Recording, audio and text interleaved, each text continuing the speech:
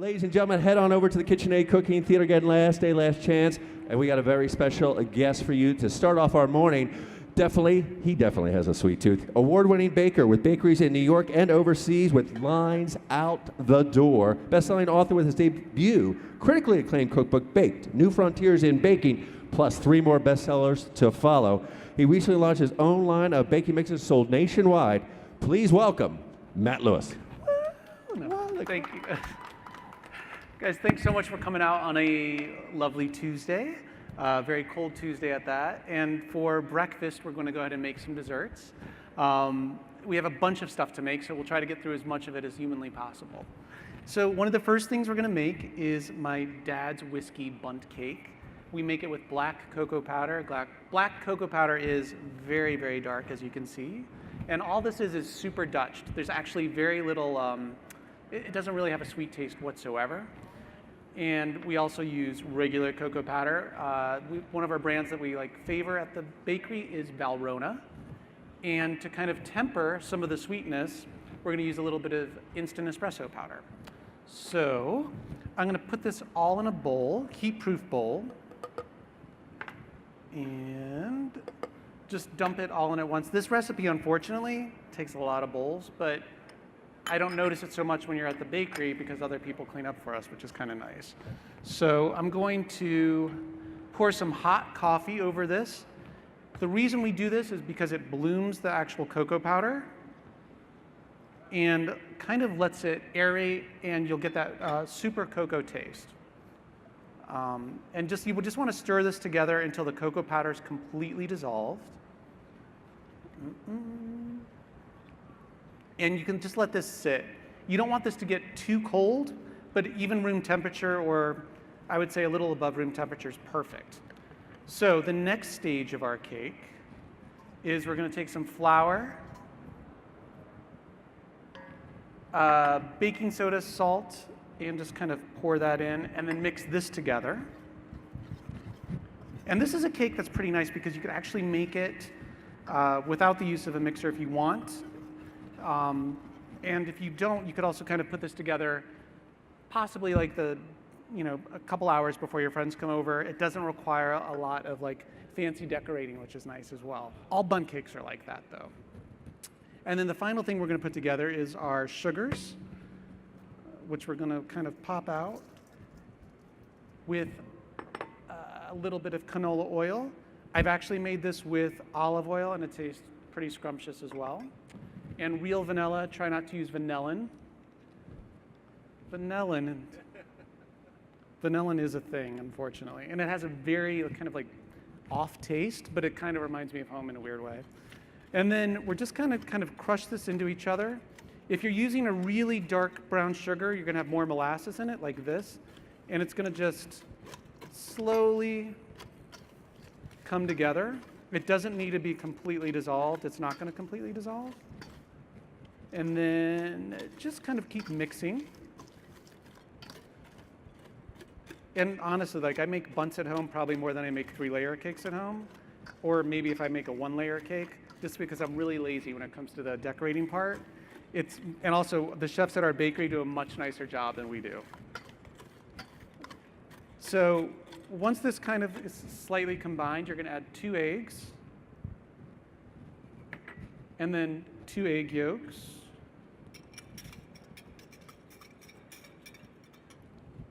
Like I said, pretty easy to make.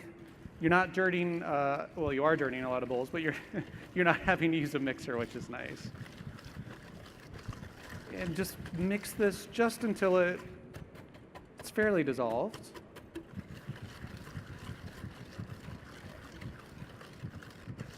And you want the brown sugar, you can see it's pretty chunky here, but you want it to actually be as dissolved as humanly possible.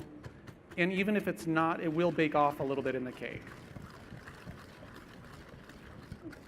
All right, so now that we have this together, I'm going to alternate using the black cocoa mixture and the actual dry mix of the flour into the bowl. So just a little at a time. We're going to do this in 3s. So about 1/3 of this mix. And you don't have to be perfectly measuring that out. You just kind of eyeball it. And then about 1/3 of this.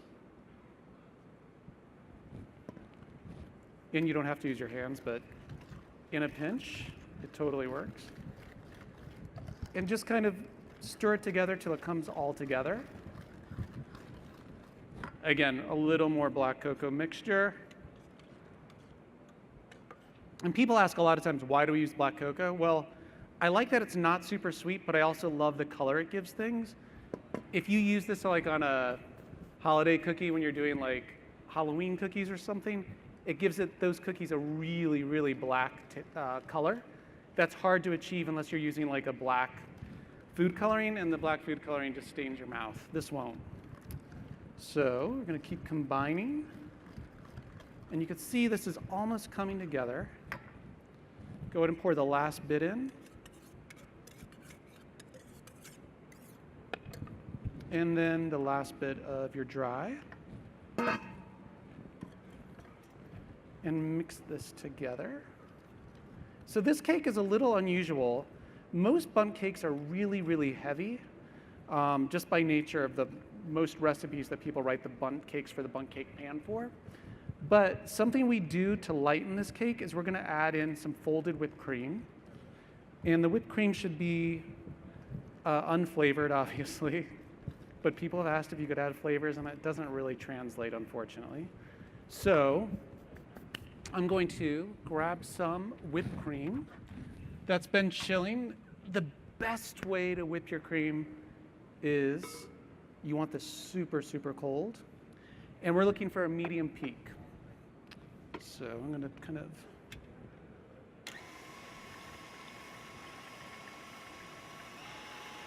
while that's coming together, really important with bundt pans.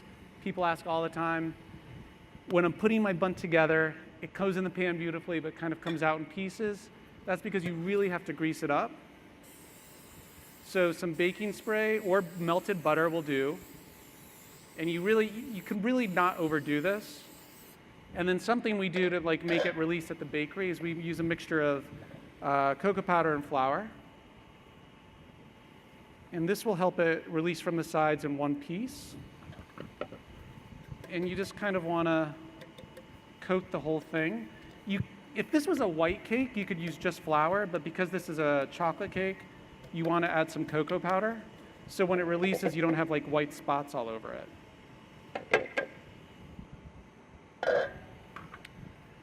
And then this should be almost nearly done. Still got a little bit.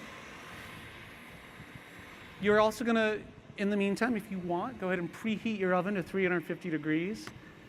A lot of times people will ask, why do bunts take so long?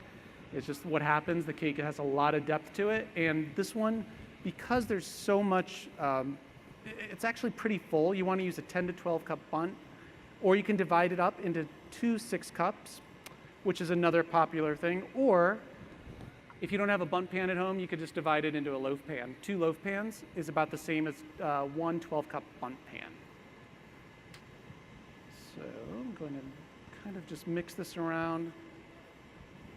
One of the things you want to do when you're adding the cream is you want to fold it in, not whisk it in, because you want this batter to be super airy and super light. Okay, I might have gone a little past our medium peak, but I think this will do. And you want to switch to your spatula, and we're just going to add this in with just 1 or 2 big scoops to start. And you can see it really lightens up almost like right away. Just kind of slowly pushing it around, just until the batter starts to kind of lighten. It's a really thick batter to start, and I've actually baked it just without the whipped cream. It's delicious, but it's kind of like eating a brownie as opposed to a cake. And then once all of this is dissolved, you're going to add the next batch all at once.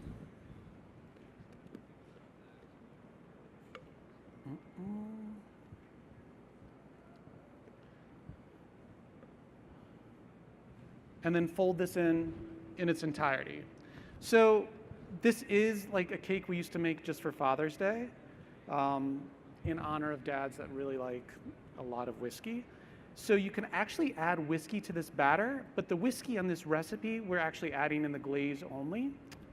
So I'm just gonna kind of keep going. You don't want any of the white streaks on top of the batter to be visible. You wanna just keep mixing around until there's nothing left, but you don't wanna overmix it, and you don't wanna mix it too fast. That will actually give a really kind of tough consistency to the final cake. So it almost looks more like pudding at this point, and you can see it's pretty light as opposed to what it was. And then we're going to drop it into the bundt pan all at once.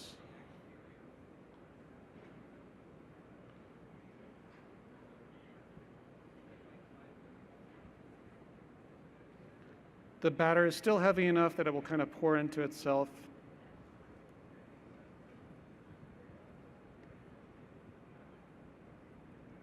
Like so.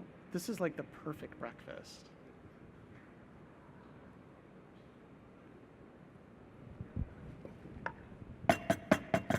Just tap it a few times on the table so it's all even. And then we're going to pop it in the oven. This is going to take anywhere between an hour and a half. It really depends how good your oven is.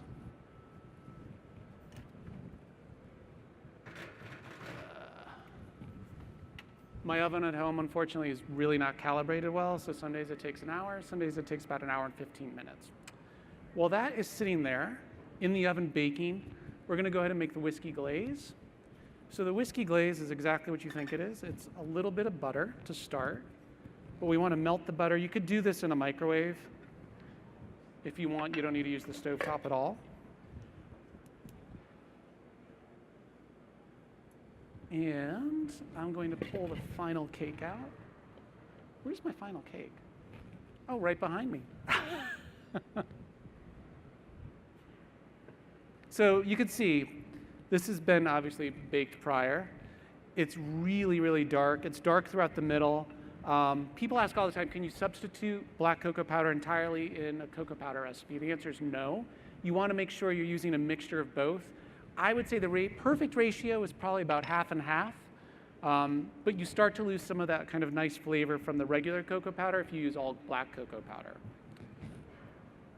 So we're going to just kind of keep melting the butter. Oh, black cocoa powder, by the way, is not super easy to find, but King Arthur makes a great version. They sell it online, and then unfortunately or fortunately, Amazon sells a lot of stuff online as well, including bags of black cocoa powder. Okay. So you just want to melt this. We're not trying to brown the butter. You just want to melt the butter until it's completely lump-free. I'm sorry, could you guys give me one or two more whisks? I'm going through whisk like, who knew?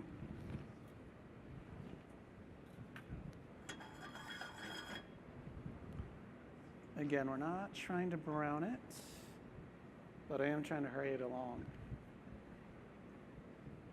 So when your butter's completely melted, you're going to take it off the heat, or in this case, just turn off the heat.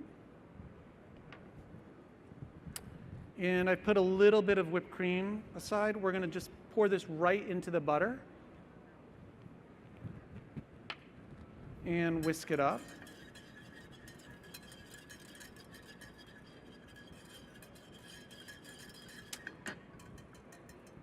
There we go.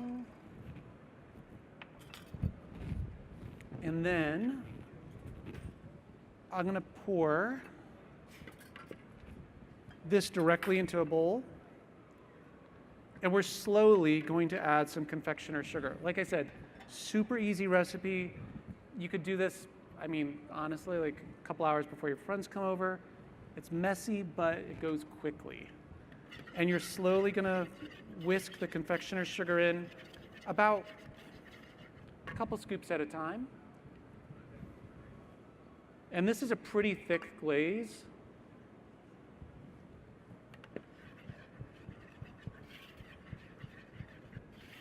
One of the nice things about this glaze is you can eyeball it. So when it starts to get if it starts to look too thick, you can always add a little more butter. Or if it starts to look like so, you could add a little more cream as well. So this is actually pretty good. Now we're going to add our whiskey and our vanilla. So how much whiskey should we add? We're going to add about 3 tablespoons, but I'm going to kind of eyeball it. And then I'm also going to add a little bit of vanilla. The vanilla actually kind of rounds out the whiskey flavor, so it's not like one big bite of whiskey in the morning, although if that's what you're aiming for, don't add the vanilla.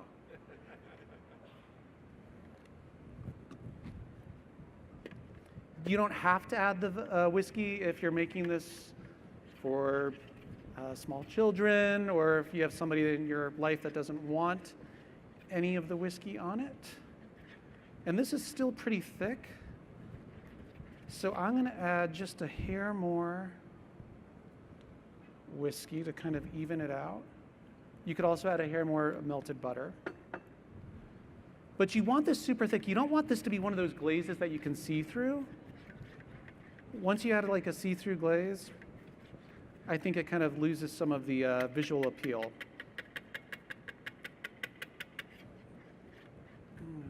Well, a little more whiskey actually, why not? Why not? So like if you were baking this into the cake, you would lose a lot of the whiskey flavor.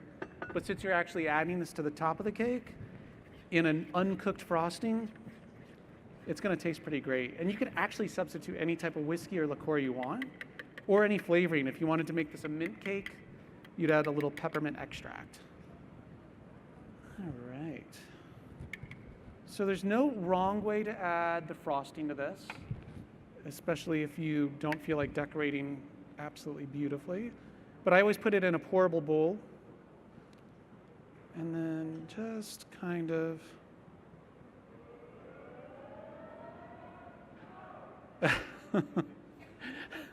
thanks, guys. Kind of just add it in ribbons. And then you could go back over the pieces that might need a little extra frosting. And I would say this is almost the perfect thickness. If you go too light, again, you'll get that see-through and it won't look as good. Okay.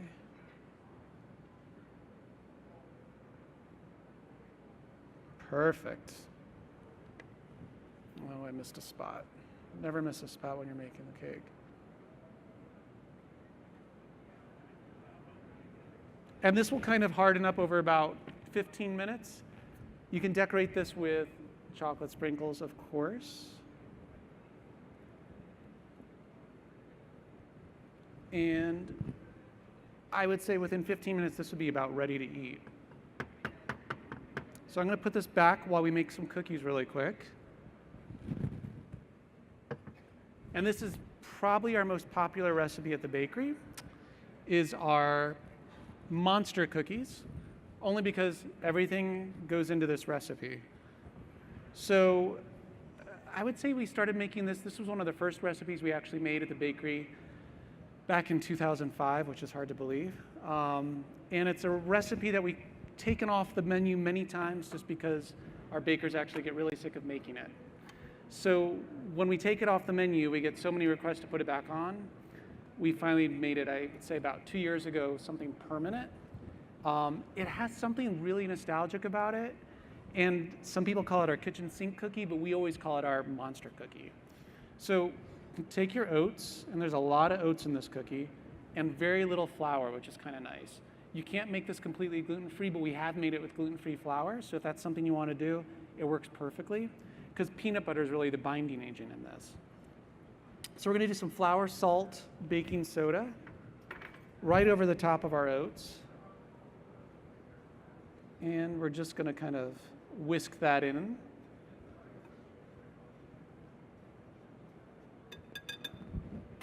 If you don't have a big enough bowl, go ahead and just dig in with your hands right there. Thank you so much.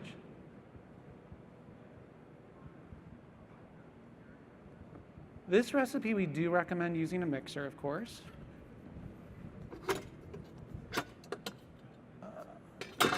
And you want to add the paddle attachment because we're going to be doing the classic cookie method of creaming the butters and sugars together. Oops.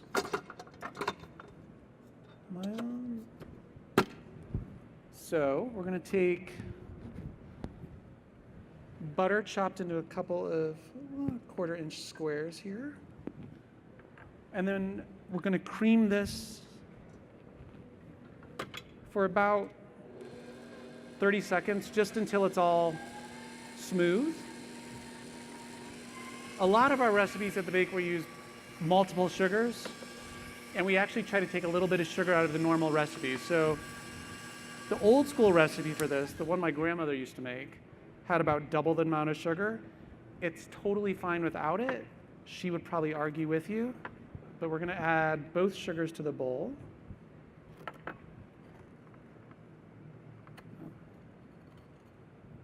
Let's pop that in. And then you're going to mix this just until it's completely incorporated.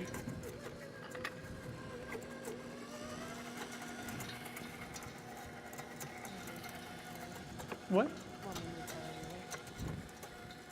Oh, thank you. Awesome. This is the old mixer. It's the, my grandmother used to make was the one with the handheld mixer, and I could never actually get that to work so well. So I've just been kind of recommending anybody that does a lot of baking at home, get a stand mixer for sure. And I'm sure the KitchenAid folks would be happy to say get a KitchenAid mixer. That's what I use at home too. And that's what we use at the bakery. So this is coming together pretty quickly.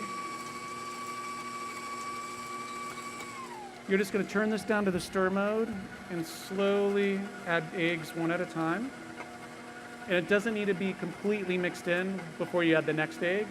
You just want to kind of keep it going so the batter doesn't get too wet all at once.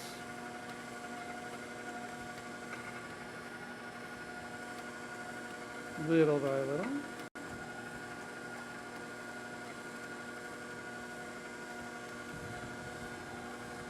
Like I said, pretty much everything goes into this cookie. Always scrape down your mixing bowl when you're making cookies or cakes because everything kind of gets gunked up at the bottom.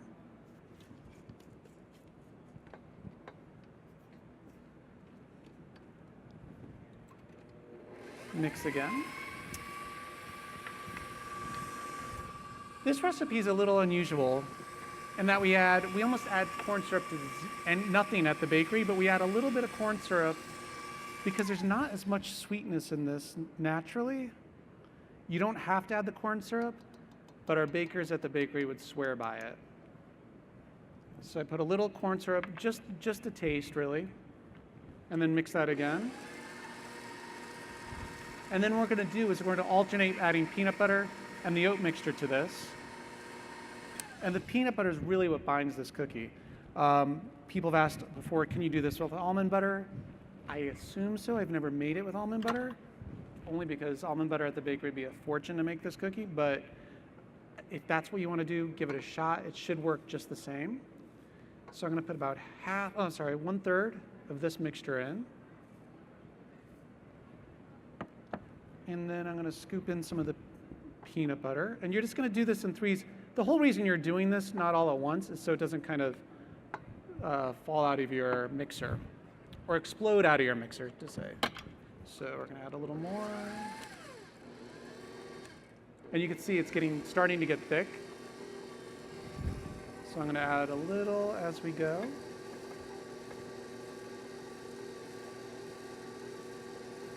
And these are rolled oats. You could use any of the oats, but the rolled oats work best. They give it that cookie that nice chew.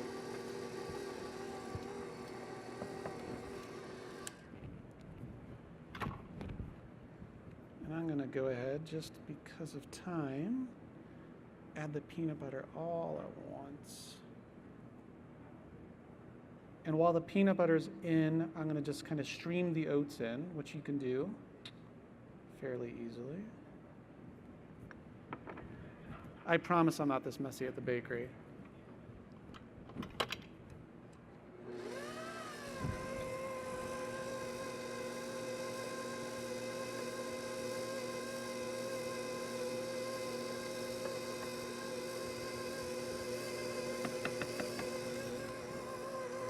So you want to just mix this just until it comes together.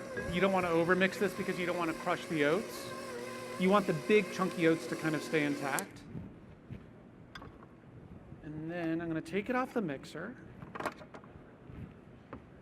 And I'm going to add M&Ms or Reese's Pieces and chocolate chips. People ask if you can add raisins. I hate raisins, but I suppose you could. It shouldn't make a big difference. And then I'm going to just kind of fold the batter together just until all of your dough is completely incorporated with even amounts of M&Ms and chocolate chips. Now, this dough, because it's pretty thin, is what you want to do is you want to refrigerate this overnight. It will give the dough a little more flavor. It will allow the eggs to kind of be absorbed completely. And it will age the dough, is what we like to say. If you don't have time to age it overnight, friends are coming over, you only want to give it about 5 hours, but it definitely needs to go in the refrigerator. And we've actually got prepared dough, which is nice. So, once your dough has been refrigerated, it's super, super simple.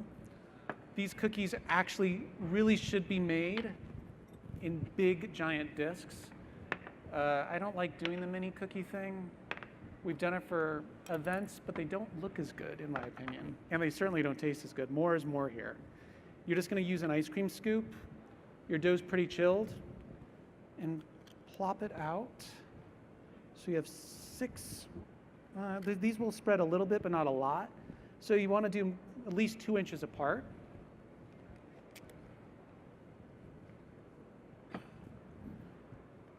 They don't have to be perfectly round. You just want to make sure you have about the same amount of dough in each ball.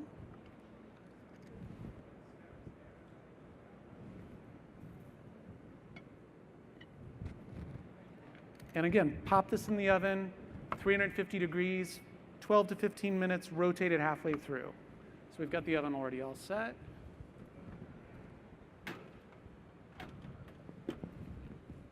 And you will notice they do flatten out as they bake, and they're quite delicious. So if anybody has any baking questions, happy to answer them. But if not, check us out online at bakednyc.com. Happy to answer questions as they come in or over time. Thanks so much for coming out on Tuesday. Thank you so much, ladies and gentlemen. Matt Lewis.